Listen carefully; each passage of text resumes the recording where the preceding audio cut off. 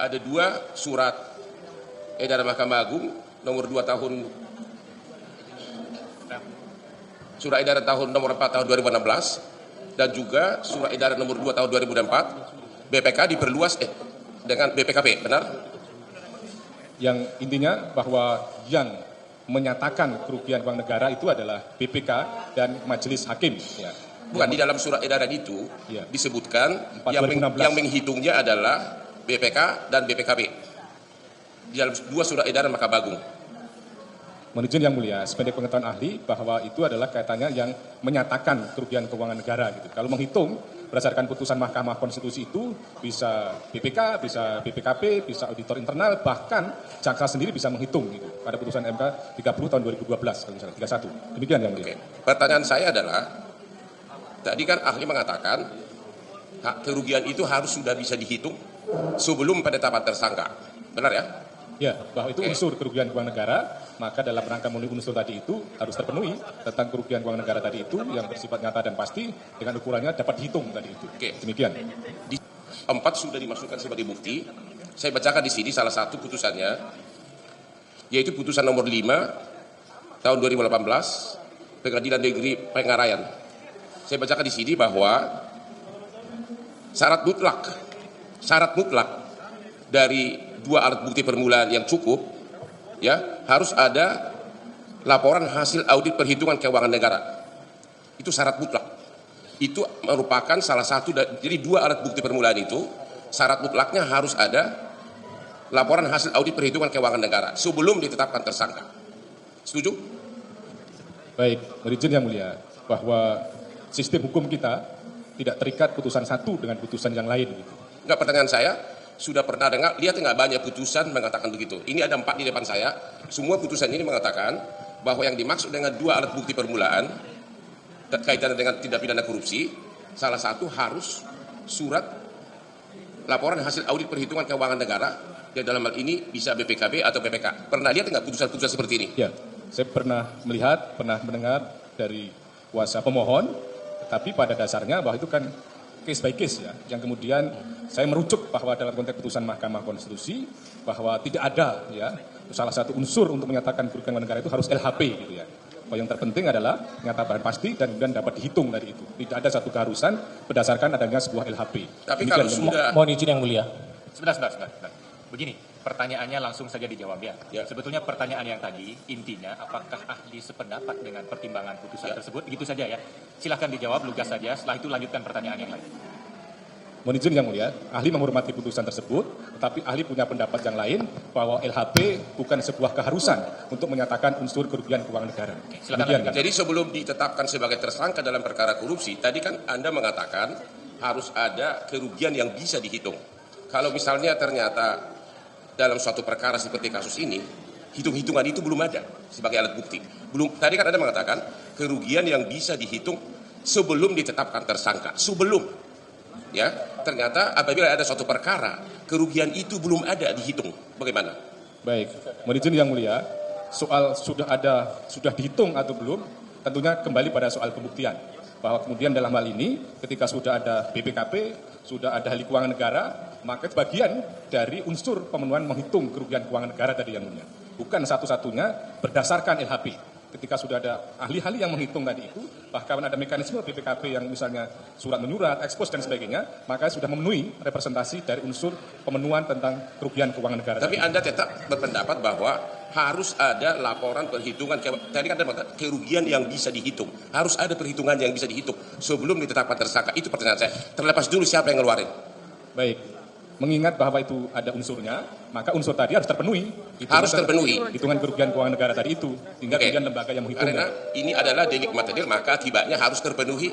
Hitungan-hitungan itu harus ada. Oke. Kalau tidak ada berarti penetapan tersangka tidak sah.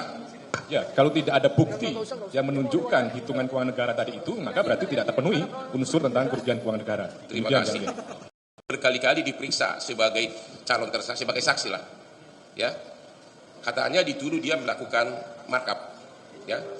Tapi selama pemeriksaan sebagai saksi sampai ditetapkan sebagai tersangka, tidak ada satupun pertanyaan mengenai markup itu.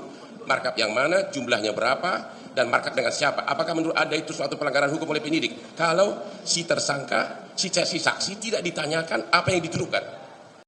Anda tadi mengatakan kan bahwa salah satu yang dinilai dalam pra peradilan adalah prosedur.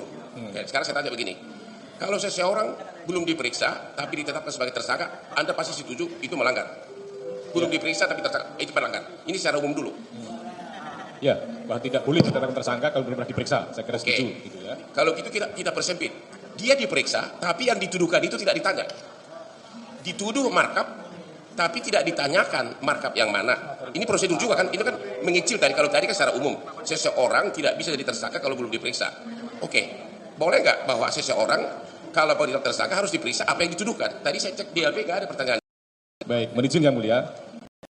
Yang disampaikan kuasa pemohon tadi bukan lagi pada aspek prosedur, tapi aspek material, karena materi tentang pemeriksaan kan gitu. Tetapi bahwa ketika kemudian yang bersangkutan pernah diperiksa, maka itulah kemudian secara prosedur sudah benar. Demikian yang mulia. Kalau bukan soal substansi, saya tidak nanya benar tidaknya. Kalau penyidik tidak menanyakan yang dituduhkan, ini prosedur dong. Itu kan menyangkut sudah tata cara pemeriksaan. Penyidik tidak menanyakan hal-hal yang dituduhkan kepada calon tersangka ini. Bagaimana? Bahwa hal-hal yang ditanyakan kan sesuatu yang substansi ya, sesuatu yang material ya, bukan sekedar prosedur. Prosedur kan misalnya berkaitan dengan undangan, berkaitan dengan kelayakan undangan dan jangka waktunya dan sebagainya. Oke, kaitan materi ya, saya kira tidak sekedar prosedur lagi. Mohon izin yang mulia, beberapa pertanyaan kami kira sudah berkali-kali ditanyakan. Mohon saya belum tanyakan. Ini kemarin sudah ditanyakan kepada Hairul Huda, mengatakan memang itulah kelemahannya. Tadi saya baca BAP sama sekali tidak ditanya apapun tentang markup. Tadi kan ada mengatakan kalau calon tersangka belum diperiksa nggak boleh jadi tersangka. Kalau belum diperiksa, ya berarti termasuk kalau belum diperiksa atas hal yang dituduhkan ya nggak boleh jadi tersangka. Itu kan konsekuen, itu satu kesatuan. Jadi saya baca BAP, tadi saya terkejut, satu pun nggak ada pertanyaan itu. Oke, kalau ada tidak begitu, sekarang pertanyaan begini, saya tanya lagi. Kan seseorang tersangka dituduh menguntungkan, memperkaya orang lain.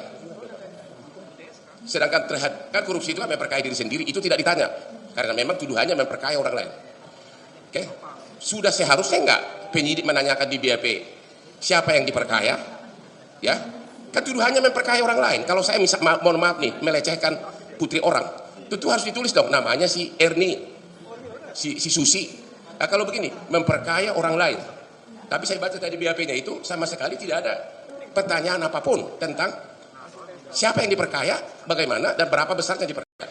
Apakah itu menurut Anda penyidik tidak profesional atau apa?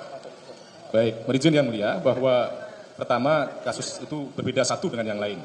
Kedua, bahwa dalam hal ini kaitannya misalnya pemenuhan unsur memperkaya gitu, apakah kemudian yang bersangkutan itu ditanya siapa yang diperkaya, berapa diperkaya, dan sebagainya, saya kira bukan sebagai suatu keharusan dalam konteks mengajukan sebuah pertanyaan. Karena kesimpulan memperkaya itu bisa saja dari bukti-bukti atau kemudian dari fakta-fakta yang lain, tidak harus berdasarkan dari sebuah pertanyaan. Karena kalau berdasarkan sebuah pertanyaan, kadang-kala, mohon maaf, itu bisa mengingkari. Tetapi kemudian ketika fakta-fakta yang lain, itu tidak bisa dihindari. Jadi menurut ahli, penyidik tidak usah nanya apapun tentang apa yang dituduhkan. Jadi untuk apa dong dituduh? Saya contohkan lagi. Saya dituduh melecehkan si Erni. Ya, terus saya dipidana. Waktu saya diperiksa sebagai calon tersangka, pasti ditanya dong. Kamu kenal si Erni, ketemu di mana dilecehkan? Benar nggak? Benar nggak itu? Nggak, benar nggak kalau itu? Saya dituduh melecehkan si Erni, tapi harus ditanya nggak? Kapan saya lecehkan? Ketemu di mana? Itu benar nggak? Tidak harus, karena bisa mengingkari nanti. Ya, bukan soal mengingkari. Ya oke lah, tapi sebenarnya pertanyaan itu harus ada nggak? Soal saksi mengingkari itu hal lain. Pertanyaan itu harus ada nggak? Saya dituduh melecehkan, tapi tidak ditanya. Gimana? Dalam pandangan ahli tidak perlu ditanya. Bukan sebuah keharusan. Tidak keharusan. Jadi BAP-nya apa loh? Nama kamu si Hotman. Terus kamu tinggal di mana? Makanan kamu pangsit goreng, itu aja. Yang ditanya adalah apa yang dilihat, apa yang dialami, dan apa yang didengar. Itu apa yang dialami tentu harus menyebutkan yang saya alami itu adalah saya melecehkan si Erni.